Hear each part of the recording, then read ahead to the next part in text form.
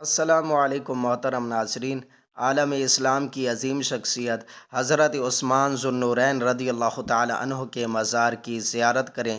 Video پسند آئے تو لائک کریں اور یوٹیوب چینل چوڑا ویلاگس کو سبسکرائب ضرور کریں۔ حضرت عثمان ذو النورین رضی اللہ تعالیٰ عنہ کا مزار مبارک مدینہ جنت البقیع میں موجود ہے۔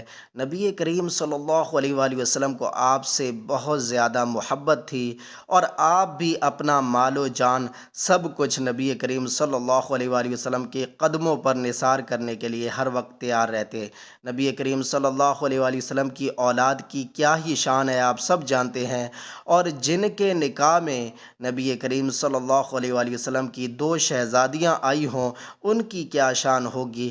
پہلے نبی کریم صلی اللہ علیہ وآلہ وسلم کی ایک شہزادی کا آپ سے نکاح ہوا اور ان کی وفات کے بعد دوسری شہزادی کا بھی آپ سے نکاح ہوا، اسی لیے آپ کو ذو النورین کہا جاتا ہے۔ حضرت عثمان ذو النورین رضی اللہ تعالی عنہ اسلام کے تیسرے خلیفہ ہیں۔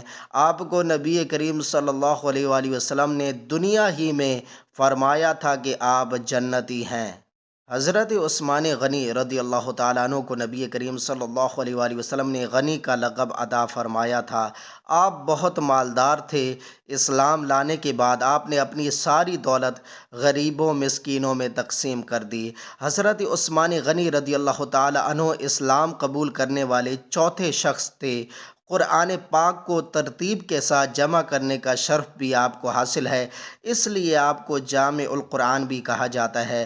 آپ وہ پہلے شخص تھے جنہوں نے ایک رکعت میں پورا قرآن پڑھا تھا۔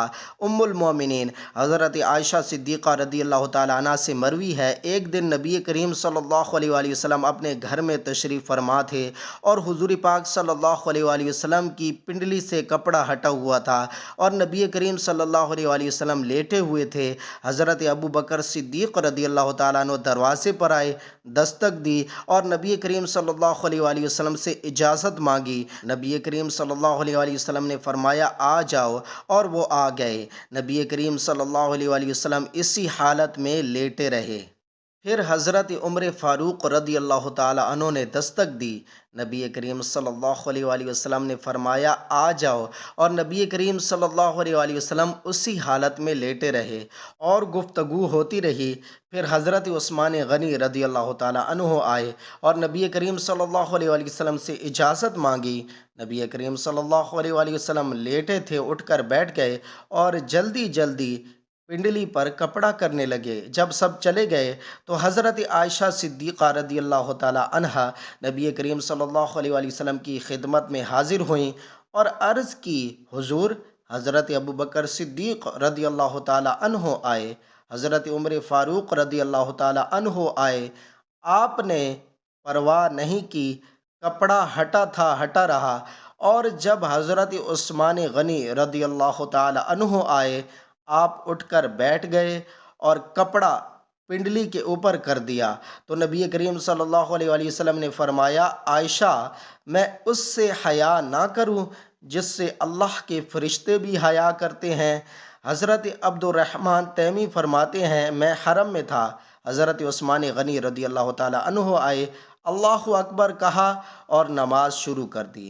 جب الف لام میم ذالک الکتاب سے شروع ہوئے تو مجھے خیال آیا کہ دیکھوں کتنی تلاوت کرتے ہیں، تو میں نے دیکھا کہ حضرت عثمان غنی رضی اللہ تعالیٰ عنہ نے الف لام میم ذالک الکتاب سے شروع کیا اور پڑھتے پڑھتے قل اعوذ برب الناس پڑھ کے اللہ اکبر پڑھ کے رکوع میں گئے اور ایک رکعت میں پورا قرآن مکمل کیا۔ نبی کریم صلی اللہ علیہ وآلہ وسلم نے فرمایا حضرت عثمان غنی رضی اللہ تعالیٰ عنہ اخلاق میں مجھ سے سب سے زیادہ مشابہت رکھتے ہیں۔ 18 ذو الحجہ جمعے کے دن عصر کی نماز کے بعد قرآن پاک کی تلاوت کرتے ہوئے آپ کو شہید کیا گیا۔